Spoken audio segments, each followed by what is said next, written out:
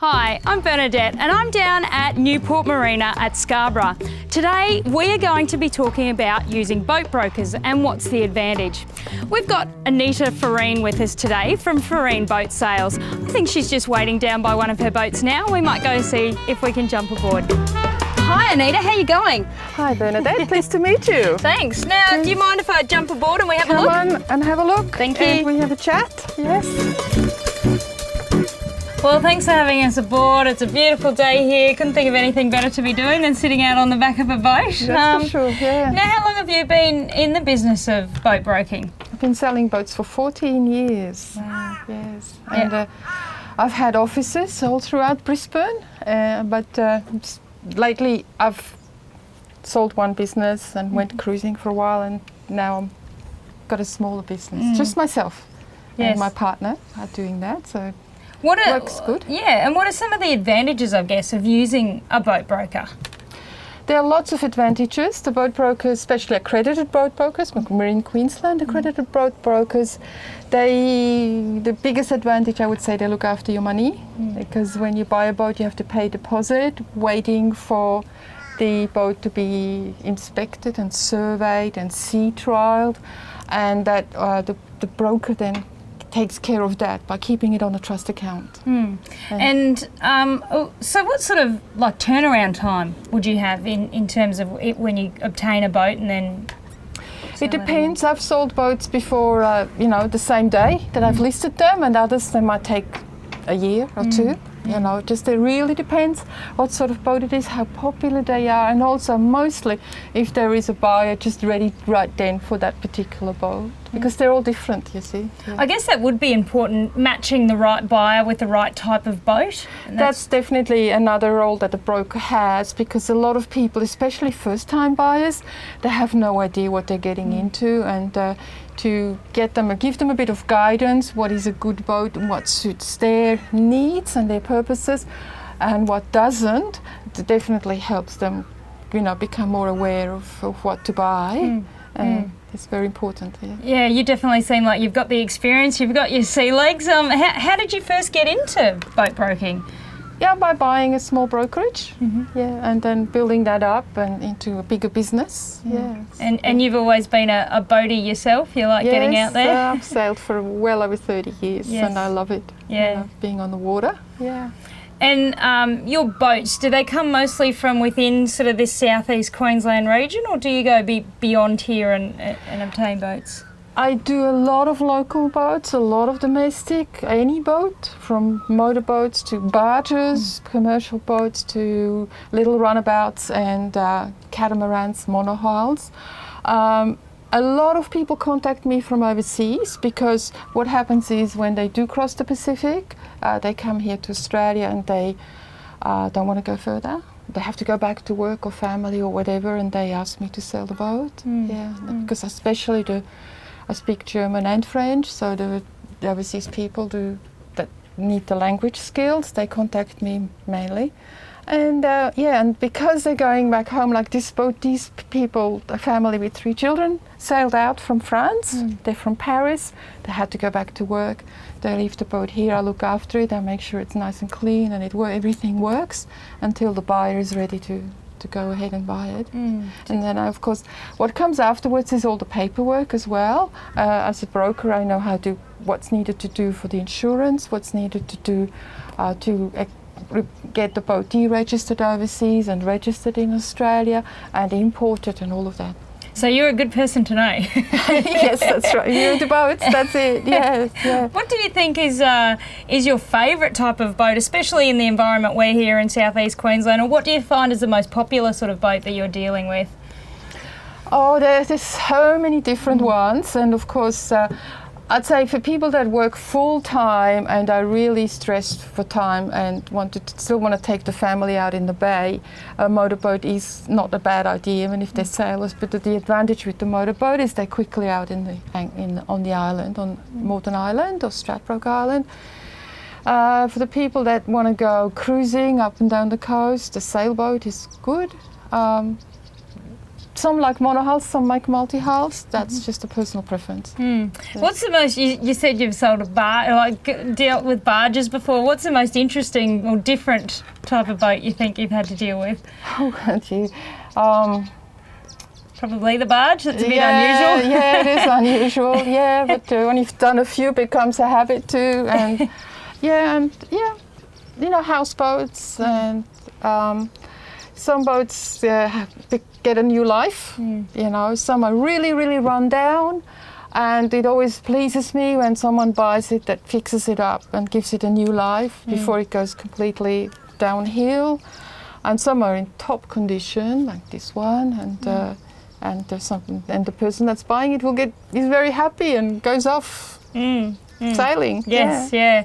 And what for you personally? What do you enjoy most about, or what type of boat you've got a couple yourself? What I enjoy most about my work is meeting the people. Yeah, I meet some wonderful people. They all have interesting lives. A lot of them have done a lot, and more of the adventurous types.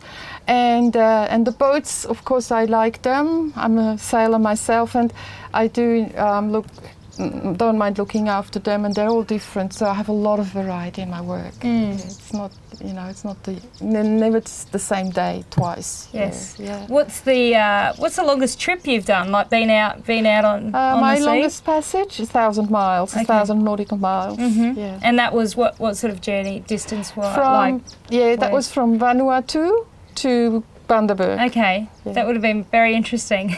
Yeah, it's good. It's what we call a downhill run. So when you have the wind behind you, as compared to going to windward, when you go out to New Caledonia, go against the wind, it's a bit harder. And I guess what's your final word? What do you think to a potential person that might want to use a broker and they're kind of debating, should I or shouldn't I? What would you say to them to entice them, I guess, to use a broker? I would say think experience. A broker has a lot of experience, has done many different deals with many different kinds of people and kinds of boat. So basically and sometimes people that are buying boats privately do come to me because they're hitting some walls, because they don't know how to do the paperwork, they don't know how to deregister boats, to get the new registration and all these little technical things. And so that is, I would say, the main thing, the experience that you bring into it, and the experience of being able to see that a person does not really match that boat. It's not the right boat for them. You don't get a person that has never had a boat before buying a 60-foot catamaran.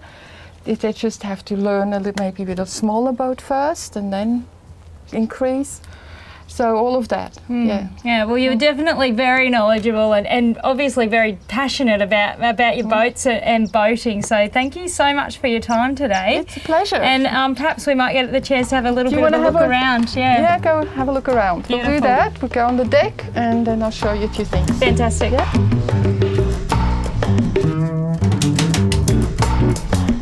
So all the comforts on board, including a washing machine. You don't have to go into the public laundry or the marina laundries. And then you have the technical side of it. Now some boats have beautiful wiring, like this one if you look at that. Everything that's on the helm station, behind it is all the wiring with the cables. This particular boat has 2 plotters with like GPS, with the map on it, so you know exactly where you are at any given moment. But in case that goes, you still have a compass, so you know whether you're heading north, south or west. So most boats now have diesel engines you use, unless they're power boats. You prefer the diesels. The diesels are safer and more reliable. You put your ropes around it, they're tied it up at the moment, but you put your ropes around it and you push that and it pulls your sail up or whatever you need to pull without having to do much effort, and it's great for all the people that don't have the muscle strings anymore. Well, thanks Anita for your time today, that's been brilliant. It's been a great pleasure, it's been fun showing you the boats, and hope to see you again next time.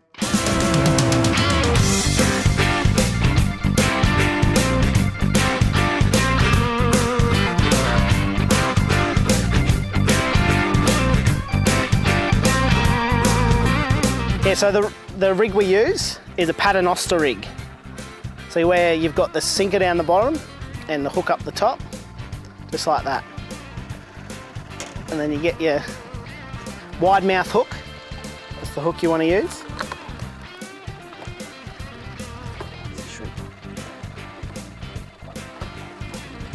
So you pull out your shrimp. See, just through the back of the tail, either the second or second last rung in, and that's how you want them to go in the water. Because then they flick and they send off a distress signal in the water, and that's what attracts the fish. And then you just drop them over the edge and hope they jump on.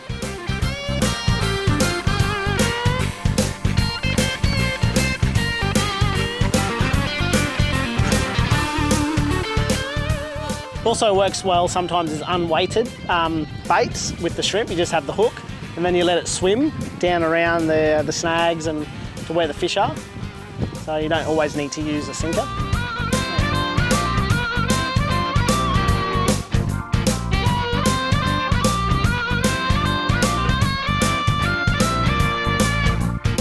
Now I've got a favourite tree over there, which is where I caught my bass the other day. So hopefully. Spotting. Yeah. This is a favourite place, I promise. This is where I got the last one. It's actually true. We believe you, Dean, don't worry. I believe you, mate. 4 hours later, still haven't caught anything.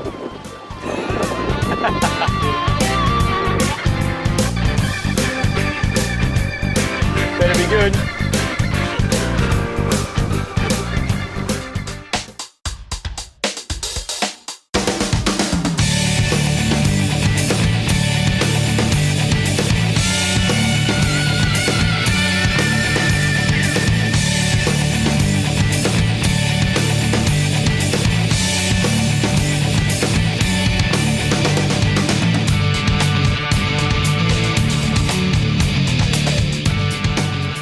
On. We've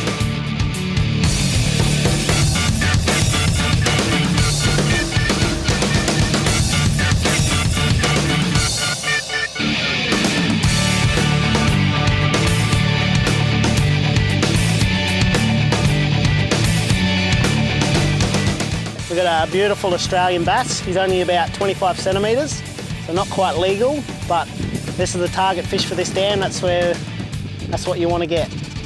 Beautiful fish.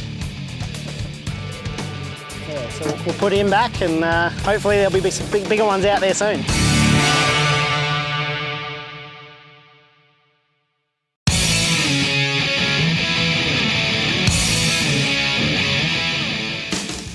By far one of the biggest fish I've ever caught. First one though, not bad effort. Oh well, looks like we're gonna throw this one back in. I'm baited out. Till next time. Oh no! Oh, how you can are be?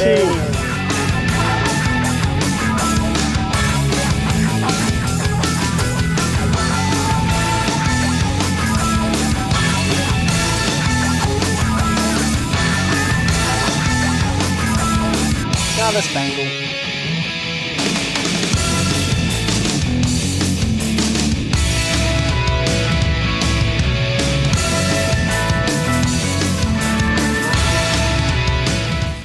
As you can see, I've jumped into something a little more bigger and a little bit more powerful, the 15 horsepower right here. I'm gonna motor somewhere a little bit more secluded. You can see Brad and Dean, they're stealing all their fish. So I'm gonna go and venture for myself and see if I can catch something a little bit bigger. Maybe a yellow belly or a bass, something more exciting than what we've been catching on here. Till next time, ciao.